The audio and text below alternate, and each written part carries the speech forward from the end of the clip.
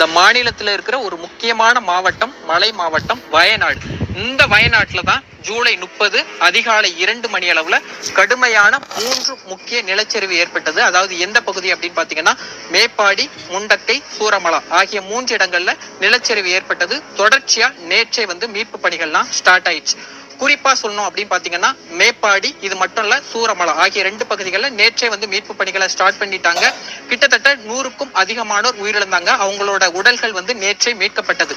அதே நேரத்துல முண்டக்கை பகுதியை ரீச் பண்றதுல மட்டும் நேற்று கடுமையான சிரமங்கள் இருந்தது. கிட்டத்தட்ட ஒரு 15 மணி நேரத்திற்கு அப்புறம் தான் முண்டக்கை பகுதியை ரீச் பண்ணாங்க. ஏன்னா முண்டக்கை பகுதிக்கு செல்லக்கூடிய பாலம் கடுமையான முறையில சேதமடைஞ்சிருந்து எப்படி அந்த பகுதிக்கு போறது அப்படின்னே தெரியாம வீரர்கள்லாம் திணறிட்டு இருந்தாங்க. ஒரு வழியா நேற்று இரவு முண்டக்கை பகுதிக்கு போனாங்க. போனாலும் அங்க பவர் கட்டு தான் இருந்தாலும் ஏதோ ஒரு வகையில மின் விளக்குகளை ஏற்படுத்தி கொண்டு மீட்பு பணி தொடர்ந்தது. நைட்டும் இரவு பகல் பாராமல் மீட்பு பணி தொடர்ந்து வந்துச்சு. இன்று 2வது நாளா மீட்பு பணி நடந்துட்டு இருக்கு. இன்றைய அவங்க சொல்ற விஷயம் என்ன அப்படின்னு பாத்தீங்கன்னா, கிட்டத்தட்ட ஒரு 300 குடும்பங்கள் முண்டக்கை பகுதியில வசிச்சு வந்தாங்க. அவங்களோட வீடு எங்க இருக்கு அப்படிங்கிற அட்ரஸே தெரியாத அளவுக்கு அது மறைஞ்சு போயிருச்சு அப்படின்னு சொல்றாங்க. அதாவது பள்ளிகள், வீடு, கட்டடம் எதுவுமே தெரியல, எங்க இருந்துச்சு அப்படின்னு தெரியாத அளவுக்கு, அட்ரஸே தெரியாத அளவுக்கு அந்த பகுதிகள்லாம் அந்த நிலச்சரிவுல மண்ணோட மண்ணாய் இருக்கிறதா சொல்றாங்க. அந்த அளவுக்கு ஒரு கொடூரமான ஒரு கோர விபத்து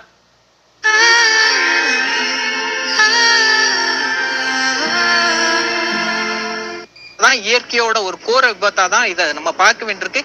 இதுலயும் குறிப்பிட்ட சில காட்சிகளை, வீடியோ காட்சிகளை நான் பார்க்க முடிந்தது. அதை நம்மளால டெலிகாஸ்ட் பண்ண முடியாது யூடியூப்ல, ஏன்னா அது வயலேஷன் வரும். பிளர் பண்ணி வேணா போடுவாங்க. அந்த வீடியோ எப்படி இருந்தது அப்படின்னு பாத்தீங்கன்னா, ஒரு சமதளமான ஒரு இடம், நிறைய மரங்கள் சாஞ்சி கிடந்தது. நானும் மரங்கள் தான் சாஞ்சி கிடக்குது அப்படின்னு சொல்லி அந்த வீடியோவை கூர்மையா பார்க்கும்போது அங்க உள்ள பேரிடர் மீட்பு குழு ஒரு கையை தனியா, அந்த செதஞ்சு கிடக்குற ஒரு கையை தனியா எடுக்கிறாங்க. இன்னொரு பக்கம் கால்கள் செதஞ்சு கிடக்குது, அந்த கால்களை தனியா எடுக்கிறாங்க. இது மட்டுமல்லாம ஒரு இடத்துல உடல்கள் சிதஞ்சு கிடக்கு, அந்த உடல்களை எடுக்கிறாங்க. பார்க்கவே கொடூரத்தின் உச்சமா அந்த ரணமான காட்சிகளை நம்மளால பார்க்க முடியுது. இது மட்டும் இல்லாம இன்னொரு வீடியோவை பார்த்தேன். அந்த வீடியோல எப்படி இருந்து அப்படின்னு பாத்தீங்கன்னா, சேரும் சகதியுமா அந்த நிலப்பரப்பு அப்படி கிடக்குது. அது ஒரு சாதாரண சேரும் சகதியுமா தானே இருக்குது அப்படின்னு சொல்லி பார்த்தா அதை தோன்றாங்க. அதுக்குள்ள இருந்து 2 உடல்கள், அதாவது சடலங்கள், அதுல இருந்து பேரிடர் மீட்பு குழுவங்க அந்த சடலங்களை மீட்கிறாங்க.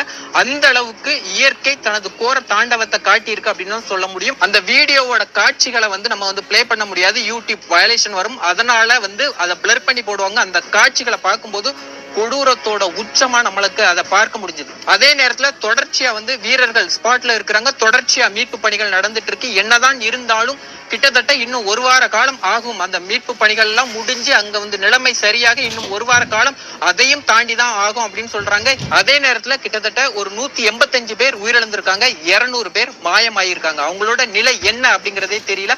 அவங்கள இதுவரையும் கண்டுபிடிக்க முடியல. எத்தனையோ வீரர்கள் இருக்கிறாங்க, ஆனா அவங்களோட உடல்களோ இல்ல அவங்க எப்படி இருக்கிறாங்க, அவங்களோட கண்டிஷன் என்ன அப்படிங்கறத கண்டுபிடிக்க முடியல. ஒரு நல்ல செய்தியா கிட்டத்தட்ட 5500க்கும் அதிகமானவரை மீட்டிருக்காங்க. அவங்கள நிறைய பேர் பாதிக்கப்பட்ட நிலையில இருக்கிறாங்க. அவங்க மருத்துவமனையில சிகிச்சை பெற்றுட்டு வர்றாங்க. இருந்தாலும் மீட்பு பணிகள் தொடர்ச்சியா நடைபெற்றுட்டு தான் வருது. அடுத்தது அந்த விஷயத்துல நம்ம குறிப்பிட்டு பேசியே ஆகணும். அவங்க யாரு அப்படின்னு பாத்தீங்கன்னா, களப்பணி வீரர்கள். அவங்க தூக்கத்தை மறந்துட்டாங்க, உறவை மறந்துட்டாங்க, நைட்டு பகல் எது அப்படின்னு அவங்களுக்கு தெரியல.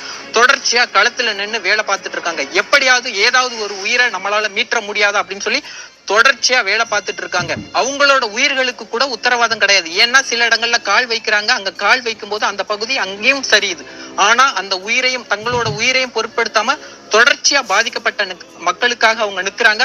அவங்களுக்கு நிச்சயமா நம்ம பாராட்டி ஆக வேண்டும். வீரர்கள்லாம் ஒரு பக்கம் இருந்தா இன்னொரு பக்கம் தன்னார்வலர்கள், அதாவது வீரர்கள் வேலையை பார்க்கட்டுங்க, நாங்க அவங்களுக்கு ஏதாவது ஒரு வகையில எங்களால் முடிஞ்ச வகையில சாப்பாடு செஞ்சு கொடுக்கறதாகட்டும், சின்ன சின்ன உதவிகளை செஞ்சு கொடுக்கறதாகட்டும், மீட்புக்கு ஹெல்ப் பண்றதாகட்டும், யாராவது ஒருத்தவங்களை நாங்க தூக்கிட்டு போறதாகட்டும், நாங்க எங்களால முடிஞ்ச உதவிகளை செஞ்சு கொடுக்குறோங்க அப்படின்னு சொல்லி தன்னார்வலர்கள், வாலண்டியர்ஸ் நிறைய பேர் ஸ்பாட்ல நின்று வேலை பார்த்துட்டு இருக்காங்க. அதே நேரத்துல முக்கியமா பேச வேண்டியவங்க மருத்துவர்கள், அதாவது தமிழ்நாடை சேர்ந்த மருத்துவ குழுவும் ஸ்பாட்டுக்கு போயிருக்காங்க. அதுல ஒரு மருத்துவர் எல்லாம் கயிறு கட்டி அந்த முண்டக்கை பகுதிக்கு போற விஷயங்களையும் நம்மளால பார்க்க முடிஞ்சது. ஏதாவது முண்டக்கை பகுதிக்கு நாங்க ரீச் பண்ணிட்டோம்னா அங்க இருந்து ஏதாவது ஒருத்தவங்களுக்கு இமிடியேட்டா ஏதாவது ஒரு உதவி தேவைப்பட்டனா எங்களால கொடுக்க முடியும் அப்படின்னு அவங்க மருத்துவர்களும் அந்த அளவுக்கு களத்துல நின்று வேலை பார்த்துட்டு இருக்காங்க. இன்னொரு பக்கம் ஆம்புலன்ஸ் ஊழியர்கள், அங்க பாத்தீங்கன்னா ஃபுல்லா ஆம்புலன்ஸ் சவுண்ட் கேக்குது. அந்த அளவுக்கு ஆம்புலன்ஸ் ஊழியர்கள் தொடர்ச்சியா வேலை பார்த்துட்டு வர்றாங்க. ஆக மொத்தம் தொடர்ச்சியா களத்துல பல வீரர்கள் நின்று வேலை பார்த்துட்டு இருக்காங்க. இன்னொரு முக்கியமான வீரர்கள் அப்படின்னு பாத்தீங்கன்னா தடயவியல் நிபுணர்கள். ஏன்னா வந்து கை கால்கள் துண்டிக்கப்பட்டு நிறைய உடல்கள் செதஞ்சு கிடக்கு. ஆனா வந்து இறந்தவங்களோட உறவினர்களுக்கு அந்த உடலை ஒப்படைக்க வேண்டிய பொறுப்பு வந்து அரசாங்கத்துக்கு இருக்கு. அதே நேரத்துல அந்த உடல்கள் யாரோட உடல்கள் அப்படின்னு சொல்லி கண்டுபிடிப்பதுல சிரமமா இருக்கு. ஏன்னா கை தனியா கால் தனியா உடல் தனியா இருக்கும்போது வந்து எப்படி கண்டுபிடிக்க முடியும்? தடயவியல் நிபுணர்கள் வரவழைக்கப்பட்டிருக்காங்க, மோப்ப நாய்கள் வரவழைக்கப்பட்டிருக்கு. ஏன்னா புதஞ்சிருக்க உடல் எந்த இடத்துல புதஞ்சிருக்குன்னே தெரியல. அந்த இடங்களை கண்டுபிடிக்கணும், அதுல உடல் இருக்கா அப்படிங்கிறத கண்டுபிடிக்கணும். அதற்காக மோப்ப நாய்கள் வரவழைக்கப்பட்டிருக்கு. தடயவியல் நிபுணர்கள் தொடர்ச்சியா வேலை பார்த்துட்டு வராங்க. உறவினர்கள்ட்ட ஒப்படைக்க வேண்டிய மிகப்பெரிய பொறுப்புக்காக தடயவியல் நிபுணர்கள் வேலை பார்த்துட்டு இருக்காங்க. ஆக கிட்டத்தட்ட பல தரப்பு வீரர்கள் அந்த ஸ்பாட்ல நின்று வேலை பார்த்துட்டு இருக்காங்க. அவங்க எல்லாத்தையும் நம்ம வந்து இந்த நேரத்துல பாராட்டி ஆக வேண்டும். இதையெல்லாம் தாண்டி சோசியல் மீடியாவுல எப்படியாவது வந்து மக்களை காப்பாத்திருங்க, பேப்பார் வயநாடு, சேவ் வயநாடு அப்படின்னு சொல்லி ஹேஷ்டேக்லாம் வந்து ட்ரெண்ட் ஆயிட்டு இருக்கு. இது மட்டும் இல்லாம கேரள மக்களுக்காக பிரார்த்தனை பண்ற நிறைய மக்களை சோசியல் மீடியாவில நம்ம பார்க்க முடியுது. அவங்களால ஸ்பாட்டுக்கு போக முடியல, ஆனா ஏதோ ஒரு வகையில அவங்களுக்காக தங்களோட அனுதாபங்களை தெரிவிச்சுட்டு வர்றாங்க. இன்னொரு பக்கம் பாத்தீங்கன்னா சோசியல் மீடியாவில் எழுதுறாங்க, அதாவது எங்க எல்லாரும் உயிர்களை பத்தி, மனித உயிர்களை பத்தி மட்டும் பேசுறீங்களே, அவ்வளவு பெரிய நிலச்சரிவுல எத்தனையோ ஆடுகள், மாடுகள், நாய்கள், எத்தனையோ உயிர்கள் இறந்திருக்கோமேங்க அப்படின்னு சொல்லி அவங்களோட ஆதங்கத்தை தெரிவிச்சுட்டு வராங்க. ஆக ஒட்டு மொத்தமா இப்ப மக்களோட சிந்தனைகள் எல்லாமே கேரள மக்கள் பக்கம் இருக்கிறத வந்து நம்மளால பார்க்க முடியுது. அதே நேரத்துல கேரள முதலமைச்சராக இருக்கிற பினராயி விஜயன் ஒரு வேண்டுகோள் விடுத்திருக்காரு. அவர் என்ன சொல்லியிருக்காரு அப்படின்னு பாத்தீங்கன்னா, இந்த மாதிரி மீட்பு குழு, தன்னார்வலர்கள் இது உங்களெல்லாம் தாண்டி யாரும் வந்து இந்த வயநாடு பக்கம் இப்ப வர வேண்டாம் அப்படின்னு சொல்லி ஒரு வேண்டுகோள் விடுத்திருக்காங்க. ஏன் அப்படின்னு பாத்தீங்கன்னா, சிலர் எல்லாம் இருப்பாங்க சும்மா போய் பார்த்துட்டு வரலாங்க, என்ன நடக்குதுன்னு போய் பார்த்துட்டு வரலாங்க அப்படின்னு சொல்லி நிறைய பேர் இருப்பாங்க. அந்த மாதிரி எல்லாம் வர வேண்டாங்க, உண்மையிலே அது ஏதோ ஒரு வகையில வந்து இந்த மீட்பு பணியில ஈடுபடுறவங்களுக்கு ஒரு சிக்கலை கொடுக்கும் அப்படின்னு சொல்லி அவங்க வேண்டுகோள் விடுத்திருக்காங்க. இது மட்டுமல்லாம கேரள மாநிலத்தோட பொது நிவாரண நிதிக்கு நீங்க நிதி உதவி அளிக்கலாம் அப்படின்னு சொல்லி அவங்க வேண்டுகோள் விடுத்திருக்காங்க. அதற்கான அக்கௌண்ட் பேங்க் டீடைல்ஸையும் அவங்க கொடுத்திருக்காங்க. உண்மையிலேயே நிதி உதவி அளிக்க விரும்புபவர்கள் வந்து கேரள மாநிலத்திற்கு வந்து முதலமைச்சர் பினராயி விஜயன் கொடுத்த டீடைல்ஸுக்கு வந்து அக்கௌண்ட் டீடைல்ஸுக்கு அனுப்பலாம். தமிழ்நாடு முதலமைச்சர் மு.க. ஸ்டாலின் கேரளாவுக்கு 5 கோடி ரூபாய் நிவாரணம் வழங்கப்படும் அப்படின்னு சொல்லி நேற்றே அறிவிச்சிருந்தாரு.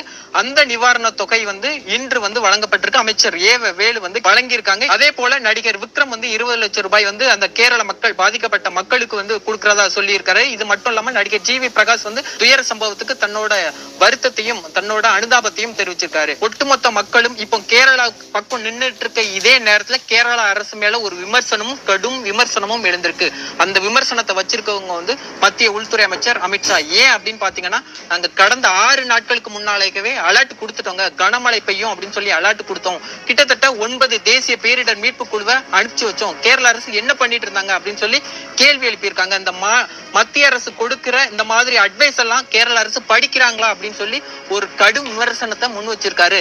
இதே மாதிரி தாங்க குஜராத்ல புயல் வந்துச்சு. அந்த நேரத்துல நாங்க வந்து மத்திய அரசு சார்பில் அலர்ட் கொடுத்தோம். ஆனா வந்து அவங்க அந்த அலர்ட்டை வந்து ஒரு பெரிய விஷயமா எடுத்துக்கிட்டு அவங்க நடவடிக்கை எடுத்தாங்க. ஒரு உயிர் கூட போகல. ஆனா கேரள அரசு என்ன பண்ணிட்டு இருந்தாங்க அப்படின்னு சொல்லி கேரள அரசு மேல மத்திய உள்துறை அமைச்சர் வந்து ஒரு மிகப்பெரிய குற்றச்சாட்டை மாநிலங்களவையில வச்சிருக்காங்க. அடுத்ததா பாத்தீங்கன்னா, தமிழ்நாடு எம்பி திருச்சி சிவாவும் வந்து இந்த மாதிரி நிலச்சரிவுக்கெல்லாம் காரணம் காடுகள் அழிப்பு அப்படிங்கிற ஒரு குற்றச்சாட்டை முன் வச்சிருக்காங்க. காடுகள் அழிக்கிறதுனாலதான் வந்து இது மாதிரியான சம்பவங்கள் நடக்குது அப்படிங்கிற ஒரு விமர்சனத்தையும் முன் வச்சிருக்காரு. ஆக கேரள அரசு மேல கடும் விமர்சனங்கள் இப்போது வந்து முன்வைக்கப்பட்டிருக்கு. மேற்கு தொடர்ச்சி மலைகள் வந்து தொடர்ச்சியா அழிக்கப்பட்டு வருது. மக்களோட தேவைகளுக்காக ஏதோ ஒரு வகையில அது சூறையாடப்பட்டு வருது. இதனாலதான் வந்து இந்த மாதிரியான இயற்கை பேரிடர்கள் நிகழுது அப்படிங்கிறது வந்து இந்த இயற்கை நல ஆர்வலர்கள் வைக்கிற குற்றச்சாட்டு. இது வந்து இயற்கையால் ஏற்பட்டது கிடையாது, செயற்கையால் ஏற்பட்ட ஒரு பேரிடர் அப்படின்னு சொல்லி விமர்சனங்கள் முன்வைக்கிறாங்க. ஏன் அப்படின்னு பாத்தீங்கன்னா, அந்த அளவுக்கு இயற்கையை மனிதர்கள் சூறையாடிட்டாங்க. அதனால இயற்கை மனிதர்களுக்கு மேல இந்த மாதிரியான ஒரு பேரிடரை ஏற்படுத்த வேண்டிய ஒரு சூழ்நிலை ஏற்பட்டிருக்கு அப்படிங்கிறது இயற்கை நல ஆர்வலர்கள் வைக்கிற குற்றச்சாட்டு. என்னதான் இருந்தாலும் இப்ப ஒட்டுமொத்த நாடே கேரளா மக்கள் பக்கம் இருக்கிறாங்க. மத்திய உள்துறை அமைச்சர் என்னதான் கேரளா மேல விமர்சனங்கள் வச்சிருந்தாலும் இதுல நாங்க அரசியல் செய்ய விரும்பல, கேரளா மக்களுக்காக நிற்போம் அப்படின்னு சொல்லியிருக்காங்க. இந்த கேரள மக்கள் மீண்டெழுவாங்க அப்படிங்கிற ஒரு நம்பிக்கையோட இந்த வீடியோவை முடிக்கிறேன்.